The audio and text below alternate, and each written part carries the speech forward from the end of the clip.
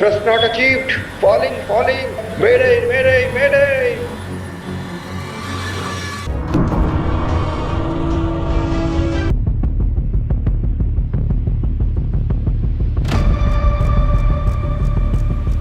સમય દુનિયાની સૌથી મોટી શક્તિ કહેવાય છે, કારણ કે સમય બધું જ બદલી નાખે છે.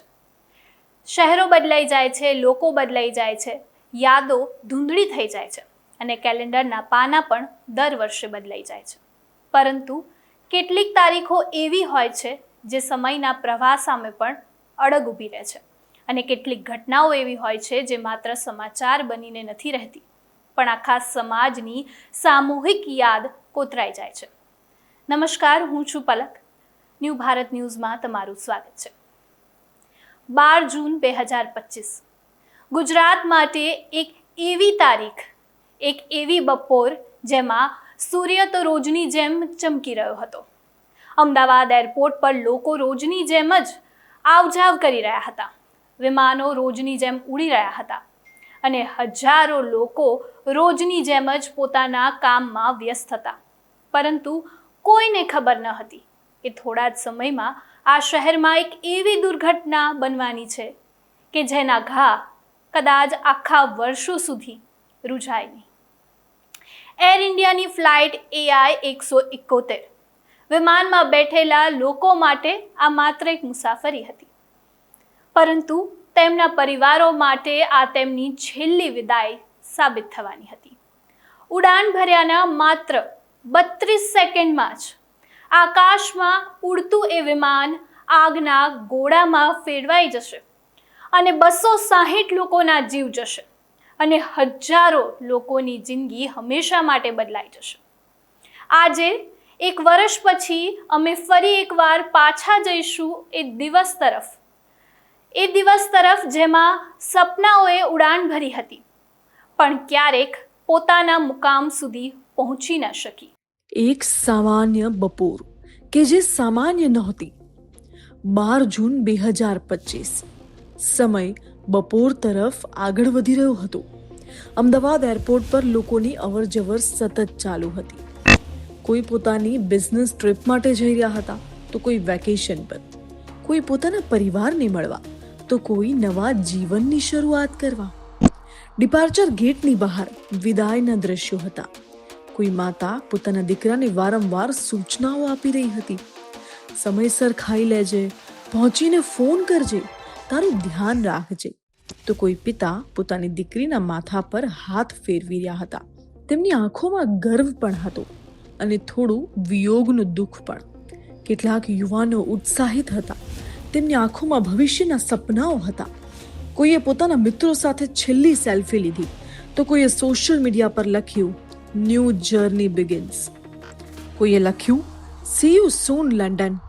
પરંતુ કોને ખબર હતી કે આ પોસ્ટ, આ ફોટો, આ ફોન કોલ, આ હાસ્ય, આ વાતચીત થોડી જ મિનિટોમાં યાદોમાં ફેરવાઈ જવાના હતા, કારણ કે નિયતિએ આ લોકો માટે કંઈક બીજું જ લખી રાખ્યું હતું. આપણે ઘણીવાર સાંભળ્યું છે કે અકસ્માતો એક ક્ષણ બની જાય છે, પરંતુ ક્યારેક એક ક્ષણ પણ બહુ લાંબી હોય છે, કારણ કે એક ક્ષણની અંદર સેંકડો જિંદગીઓ, હજારો સપનાઓ અને અસંખ્ય સંબંધો દફનાઈ જાય છે. AI-171 માટે પણ કંઈક આવું જ બન્યું. ઉડાન ભર્યાની 32 સેકન્ડની અંદર માત્ર અડધી મિનિટ, એક ગીતાની એક લીટી પણ પૂરી ન થાય એટલો સમય, પરંતુ એ 32 સેકન્ડ આજે પણ તપાસ અધિકારીઓને પરેશાન કરે છે. આજે પણ એવિએશન નિષ્ણાતો માટે એ રહસ્ય બની ગયું છે અને આજે પણ પીડિત પરિવાર માટે એ ઘાવ છે, કારણ કે એ 32 સેકન્ડમાં એવું શું બન્યું કે લંડન જતી ફ્લાઇટ ક્યારે પણ લંડન પહોંચી જ ન શકી. એ 32 સેકન્ડ જેનાથી બધું જ બદલાઈ ગયું. વિમાન રનવે પર દોડી રહ્યું હતું. એન્જિન પોતાની સંપૂર્ણ ક્ષમતા સાથે કામ કરી રહ્યા હતા. કોકપિટમાં બેઠેલા પાયલટ્સ માટે આ એક સામાન્ય ફ્લાઇટ હતી. અનુભવી ક્રૂ, આધુનિક વિમાન, સામાન્ય હવામાન, કોઈ ખાસ ચેતવણી પણ નહોતી, કોઈ ગંભીર ટેકનિકલ એલર્ટ પણ નહોતું. બધું જ સામાન્ય હતું અને કદાચ એ જ સૌથી અસામાન્ય વાત હતી, કારણ કે દુર્ઘટનાઓ ઘણીવાર ચેતવણી નથી આપતી, વિમાને ગતિ પકડી અને પછી એક ક્ષણ આવી જ્યારે પૈડા જમીનથી અલગ થયા. વિમાન હવામાં હતું. મુસાફરોમાંથી ઘણા લોકો કદાચ બારીમાંથી અમદાવાદને જોઈ રહ્યા હશે. કોઈ કદાચ મોબાઈલને એરપ્લેન મોડમાં મૂકી રહ્યો હશે. કોઈ કદાચ આંખો બંધ કરીને આરામ કરી રહ્યો હશે. કોઈ બાળક કદાચ ઉત્સાહથી બહાર જોઈ રહ્યું હશે, તો કોઈ વૃદ્ધ દંપતી કદાચ પોતાના સંતાનોને મળવાના સપનાઓમાં ખોવાઈ ગયા હશે. તેમને ક્યાં ખબર હતી કે આકાશમાં તેમની સફર હવે ગણતરીની સેકન્ડોની મહેમાન છે. ઉડાન પછી બધું સામાન્ય હતું. વિમાન ઊંચાઈ તરફ જઈ રહ્યું હતું. કોઈ ગંભીર ચેતવણી નથી. અને પછી દરેક ફ્લાઇટમાં એવા સેકન્ડો આવે છે જ્યારે બધું સામાન્ય લાગે. AI-171 માટે પણ શરૂઆત એવી જ હતી, પરંતુ પછી કંઈક બદલાવા લાગ્યું. એવું કંઈક જેનો સંપૂર્ણ જવાબ આજે પણ તપાસ ટીમ શોધી રહી છે. વિમાને ઊંચાઈ ગુમાવવાની શરૂઆત કરી અને પછી ઘટનાઓ એટલી ઝડપથી બની કે કદાચ કોકપિટમાં બેઠેલા લોકો માટે પણ સમય ઓછો પડી ગયો હશે. એન્જિન, થ્રસ્ટ, ઊંચાઈ, ગતિ, દરેક વસ્તુ મહત્વની બની ગઈ.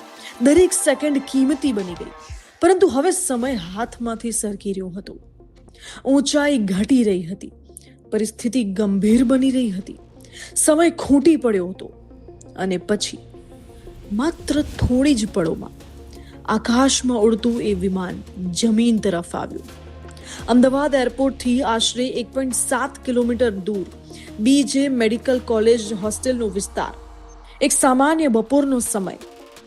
વિદ્યાર્થીઓ, સ્ટાફ, રોજિંદુ જીવન જોવા મળે. કોઈને ખબર નહોતી કે થોડી જ ક્ષણોમાં તેમની દુનિયા પણ બદલાઈ જશે. અને પછી ભયાનક ધડાકો. એવો ધડાકો જે માત્ર અવાજ નહોતો, એવો ધડાકો જે અનેક પરિવારોની દુનિયા તોડી ગયો. આકાશમાં આગનો વિશાળ ગોળો દેખાયો. ધુમાડાના કાળા વાદળો ફેલાઈ ગયા. આસપાસના લોકો દોડવા લાગ્યા. કોઈને ન સમજાયું કે આખરે થયું શું. થોડી જ મિનિટોમાં સત્ય બધાની સામે આવ્યું. આકાશમાંથી જાણે મોત પડ્યું હોય તેવું લાગ્યું. AI-171 ફ્લાઇટ હવે માત્ર એક ફ્લાઇટ નહોતી. તે દેશની સૌથી ભયાનક વિમાન દુર્ઘટનાઓમાંની એક બની ગઈ હતી. દુર્ઘટનાનો ધડાકો માત્ર ક્રેશ સાઇટ સુધી મર્યાદિત ન હતો. એનો પડઘો એરપોર્ટ સુધી પહોંચ્યો, હોસ્પિટલ સુધી પહોંચ્યો અને સૌથી વધારે હજારો પરિવારના દિલ સુધી પહોંચ્યો. જેઓ થોડા જ સમય પહેલા પોતાના સ્વજનોને વિદાય આપી રહ્યા હતા, પરંતુ હવે તેઓ ફોનની રાહ જોઈ રહ્યા હતા. એક એવા ફોનની જે ક્યારેય આવવાનો ન હતો. દુર્ઘટના માત્ર જિંદગી નથી લેતી, દુર્ઘટના આખા પરિવારને તોડી નાખે છે. એક વિમાન ક્રેશ થાય છે, પરંતુ તેની અસર હજારો લોકો સુધી પહોંચે છે. AI-171 સાથે પણ કંઈક આવું જ બન્યું. એક તરફ ક્રેશ સાઇટ પર આગ ભભૂકી ઉઠી, રેસ્ક્યુ ટીમો દોડતી હતી, એમ્બ્યુલન્સના સાયરનો ગુંજી રહ્યા હતા, અને બીજી તરફ અમદાવાદ એરપોર્ટની બહાર એક અલગ જ નર્ક સર્જાઈ રહ્યો હતો. એક એવો નર્ક કે જેની કોઈએ કલ્પના પણ નહીં કરી હોય. થોડા જ સમય પહેલા જે પરિવાર પોતાના સ્વજનોને હસતા હસતા વિદાય આપી રહ્યો હતો, હવે એ જ પરિવાર એક ફોન, એક સમાચાર અને એક ચમત્કારની રાહ જોઈ રહ્યા હતા. જે પરિવારો તેમના સ્વજનોને એવું કહીને એરપોર્ટથી બહાર નીકળ્યા કે પહોંચીને ફોન કરજે. આ શબ્દો ભારતીય પરિવારોમાં કદાચ સૌથી સામાન્ય શબ્દો છે. કોઈ પણ મુસાફરી પહેલા માતા કહે છે, પિતા કહે છે, પત્ની કહે છે કે ભાઈ પણ કહે કે પહોંચીને ફોન કરજે.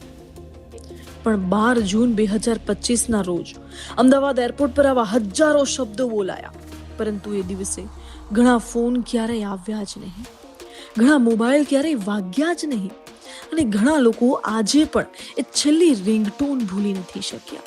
છેલ્લો ફોન, છેલ્લો મેસેજ, છેલ્લી યાદ. જ્યારે પ્લેન ક્રેશના સમાચાર આવ્યા ત્યારે શરૂઆતમાં તો કોઈને વિશ્વાસ જ ન થયો. ઘણા લોકોને તો એવું પણ લાગ્યું કે કદાચ આ તો અફવા છે, કદાચ વિમાન ઇમરજન્સી લેન્ડિંગ થયું હશે, કદાચ બધા જ સુરક્ષિત હશે. પણ કદાચ આશા અને વાસ્તવિકતા વચ્ચેનો એ સમય પરિવારો માટે સૌથી લાંબો સમય હતો. કોઈ એરપોર્ટ તરફ દોડ્યું, કોઈ હોસ્પિટલ તરફ, કોઈ સતત ફોન લગાવતું રહ્યું તો કોઈ ટીવી સ્ક્રીનની સામે બેસી ગયું અને કોઈ માત્ર ભગવાનને પ્રાર્થના કરતું રહ્યું. અમદાવાદ સિવિલ હોસ્પિટલ એ દિવસે હોસ્પિટલ માત્ર હોસ્પિટલ નથી, એ હજારો લોકોની આશાનું કેન્દ્ર બની ગઈ હતી. બહાર લાખો લોકોની ભીડ, દરેક ચહેરા પર એ ડર, દરેક આંખમાં સવાલ અને દરેક હૃદયમાં એક જ આશા કે કદાચ મારો માણસ બચી ગયો હશે.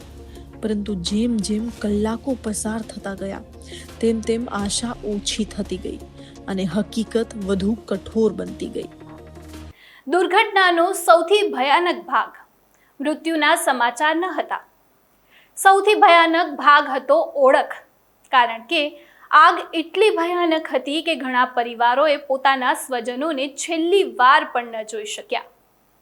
પ્લેન ક્રેશની એ ભયાનક દુર્ઘટનામાં 260 લોકોના મોત નીપજ્યા હતા. ડીએનએ અને ઓળખની પીડા દુર્ઘટના પછી પરિવારો માટે સૌથી મુશ્કેલ સમય હતો, કારણ કે ઘણા મૃતદેહોની ઓળખ પણ શક્ય નહોતી. આગ એટલી વિકરાળ લાગી પ્લેન ક્રેશ બાદ કે અનેક પરિવારોને ડીએનએ સેમ્પલ આપવા માટે કહેવામાં આવ્યું, પરંતુ ડીએનએ મેચ કરવા માટે કોઈ વ્યક્તિનું શવ પણ નહોતું મળતું. ડીએનએ ઓળખની પ્રક્રિયા, પરિવારોની રાહ અને અંતિમ સત્યની એ કહાની છે. કલ્પના કરો કે એક માતા પોતાના દીકરાને શોધવા હોસ્પિટલ પહોંચી અને તેને કહેવામાં આવે છે કે ઓળખ ડીએનએ થી થશે. એક પત્ની જે પોતાના પતિના ફોનની રાહ જોઈ રહી છે, તેને કહેવામાં આવે છે કે થોડા દિવસ હજુ રાહ જોવી પડશે. એક બાળક કે જેને હજુ ખબર પણ નથી કે તેના પિતા હવે ક્યારેય પાછા આવશે પણ કે નહીં. એ માત્ર આંકડા નહોતા, એ માત્ર સમાચાર નહોતા, આ જીવતા લોકોની તૂટી પડેલી દુનિયા હતી. કેટલાક ઘરોમાં સ્યુટકેસ હજુ પણ તૈયાર હાલતમાં હતા, કેટલાક મોબાઈલમાં આજે પણ છેલ્લો મેસેજ સેવ છે અને કેટલાક માતા પિતા આજે પણ પોતાના સંતાનના ફોટો સામે બેસીને વાત કરે છે, જાણે એ હજુ પણ ક્યાંક નજીક જ હોય. 1 વર્ષ વીતી ગયું પણ દુર્ઘટનાની પીડા ઓછી થઈ નથી, કારણ કે કેટલાક ઘા સમય સાથે નથી ભરાતા, માત્ર જીવવાનું શીખવી જાય છે. સમય પસાર થયો, સમાચાર બદલાયા, હેડલાઇન્સ બદલાઈ ગઈ, દેશ નવી ઘટનાઓ તરફ આગળ પણ વધી ગયો. પરંતુ જે પરિવાર માટે 12 જૂન 2025 આખી દુનિયા બદલાઈ ગઈ, તેમના માટે સમય આજે પણ કદાચ ત્યાં જ અટકી ગયો છે. દુર્ઘટનાને હવે 1 વર્ષ પૂર્ણ થઈ ગયું છે, પરંતુ પ્રશ્ન આજે પણ એ જ છે. 1 વર્ષ પછી એ જગ્યા કેવી દેખાય છે? ત્યાં બધું સામાન્ય થઈ ગયું? શું એ સમયની નિશાની ભૂસાઈ ગઈ? કે પછી આજે પણ એ જમીન, એ દિવાલો, એ વૃક્ષો એ દિવસના સાક્ષી બનીને ત્યાં જ ઊભા છે? આ પ્રશ્નોના જવાબ શોધવા માટે અમે પહોંચ્યા એ જ ક્રેશ સાઇટ પર. અને અત્યારે હું જે જગ્યા પર ઊભી છું એ જગ્યા છે કે જ્યાં 12 જૂન 2025ના રોજ એર ઇન્ડિયાનું વિમાન AI-171 ઉડાન ભરતાની 32 જ સેકન્ડની અંદર ધ્વસ્ત થઈ ગયું હતું. અને એમાં સવાર 242 લોકોમાંથી 241 લોકો જીવતા ભળતું થઈ ગયા હતા. એ લોકો કેટલા સપના લઈને ઉડી રહ્યા હશે. જ્યારે એમને ઉડાન ભરી હશે ત્યારે એમને વિચાર્યું પણ નહીં હોય કે થોડાક આજે ક્ષણ છે એ અમારી જિંદગીની અમુક છેલ્લી ક્ષણમાંથી એક છે. કેટલા સપનાઓ સાથે એમને ઉડાન ભરી હશે. એ 242ની સાથે જે અહીંયા હાજર 19 લોકો, એટલે કે કુલ 260 લોકોના મૃત્યુનું જવાબદાર કોણ? એ ઘટના કેવી રીતે સર્જાઈ અને શું કારણ હતું એ આજે પણ અકબંધ છે. પણ એમના પરિવારજનો આજે પણ એ જવાબની રાહ જોઈ રહ્યા છે કે તેમના પરિવારને ન્યાય ક્યારે મળશે. બાળકો અહીંયા, વિદ્યાર્થીઓ જમી રહ્યા હતા અને જમતા હશે ત્યારે એમને ખ્યાલ પણ નહીં હોય કે થોડીક ક્ષણની અંદર એક એવી ઘટના બનશે કે એ જે કોળિયો છે એમના જીવનનો છેલ્લો કોળિયો બની જશે. એ ઘટનાને યાદ કરતાં જ રૂવાટા ઊભા થઈ જાય છે. ત્યારે તમે વિચારો કે આ એ જ જગ્યા છે કે જ્યાં એ ઘટના સર્જાઈ હતી. અને આજે આપણે 1 વર્ષ પછી એ ઘટના પર ઊભા છે. અને જે સવાલ આપણને એ દિવસે હતો એટલે કે 12 જૂન 2025ના દિવસે આપણને જે સવાલ હતો ને એ આજે પણ એટલો જ અકબંધ છે. આજે પણ આપણે બધાને એ જ પૂછી રહ્યા છે. ઘટનાના 1 વર્ષ પછી પણ આપણે એ જ પૂછી રહ્યા છે કે એ ઘટના કેવી રીતે સર્જાઈ, કોના ભૂલના લીધે એ ઘટના સર્જાઈ. મેન્યુઅલ ફોલ્ટ હતો કે પછી પ્લેનમાં જ પહેલેથી ફોલ્ટ હતો. એ 260 લોકોના મૃત્યુનું જવાબદાર કોણ છે? 1 વર્ષ પછી પણ સૌથી મોટો સવાલ હજુ પણ યથાવત છે. આખરે આ દુર્ઘટના થઈ કેવી રીતે? શું માત્ર અકસ્માત હતો? શું આ માત્ર એક ટેકનિકલ ખામી હતી? કે પછી વિમાનની અંદર કોઈક એવું બન્યું કે જેના કારણે આખી ફ્લાઇટ મોતના મુખમાં ધકેલાઈ ગઈ? જવાબ શોધવા માટે હવે નજર કરીએ આ દુર્ઘટનાની સૌથી મોટી અને મહત્વની કડી પર, જે છે બ્લેક બોક્સ અને તેની તપાસ. દુર્ઘટના બાદ રેસ્ક્યુ ટીમો માટે સૌથી મોટું મિશન હતું બ્લેક બોક્સ શોધવાનું. કારણ કે સમગ્ર તપાસનું કેન્દ્ર આ એ જ ઉપકરણ છે, બ્લેક બોક્સ, કે જેનાથી ખબર પડે કે આ પ્લેન ક્રેશ કેવી રીતે થયું. વિમાનમાં 2 મહત્વપૂર્ણ રેકોર્ડ્સ હતા. એક ફ્લાઇટ ડેટા રેકોર્ડર અને બીજું કોકપિટ વોઇસ રેકોર્ડર. સરળ ભાષામાં કહીએ તો એક વિમાન શું કરી રહ્યું હતું એ જણાવે છે અને બીજું કોકપિટમાં શું વાતચીત થઈ હતી એ જણાવે છે. દુર્ઘટના ઘટી, આગ લાગી, હજારો લોકો એકઠા થઈ ગયા અને મોતની ચીચિયારીઓથી આખું અમદાવાદ ગુંજી ઉઠ્યું. દુર્ઘટનાના બીજા જ દિવસે પ્રથમ બ્લેક બોક્સ મળી આવ્યું અને થોડા દિવસો બાદ બીજું રેકોર્ડર પણ મળી આવ્યું. તપાસ ટીમ માટે હવે આશા જાગી, કારણ કે કદાચ આ ઉપકરણોમાં જ એ જવાબ છુપાયેલો હશે જે આખું વિશ્વ શોધી રહ્યું હતું. પરંતુ જેમ જેમ માહિતી બહાર આવવા લાગી તેમ તેમ સવાલો ઓછા નહીં થયા પરંતુ વધવા લાગ્યા. કારણ કે જે વિગત સામે આવી તે સામાન્ય ન હતી. કાટમાળમાંથી મળેલા ઉપકરણોની તપાસ દરમિયાન સામે આવ્યું કે ટેક ઓફ બાદ થોડા જ સમયમાં વિમાનના બંને એન્જિન સાથે કંઈક અસામાન્ય બન્યું. ત્યારબાદ એક એવો મુદ્દો પણ સામે આવ્યો જે સમગ્ર તપાસનું કેન્દ્ર બની ગયો. તપાસમાં સૌથી મોટો ખુલાસો થયો કે ફ્યુલ કંટ્રોલ સ્વિચ અને તેનું રહસ્ય વધુ ગૂંચવાયું. સામાન્ય ભાષામાં કહીએ તો વિમાનના એન્જિન સતત ઈંધણના પુરવઠા પર ચાલે છે. આ ઈંધણનો પ્રવાહ ચાલુ રાખવાનું કામ કરે છે ફ્યુલ કંટ્રોલ સ્વિચ. જ્યારે આ સ્વિચ રન સ્થિતિમાં હોય ત્યારે એન્જિનને જરૂરી ઈંધણ મળતું રહે છે અને વિમાન સામાન્ય રીતે ઉડતું રહે છે. પરંતુ જો આ સ્વિચ કટ ઓફ સ્થિતિમાં પહોંચી જાય તો એન્જિન સુધી ઈંધણ પહોંચવાનું બંધ થઈ જાય છે અને પરિણામે એન્જિન પોતાની શક્તિ ગુમાવવા લાગે છે.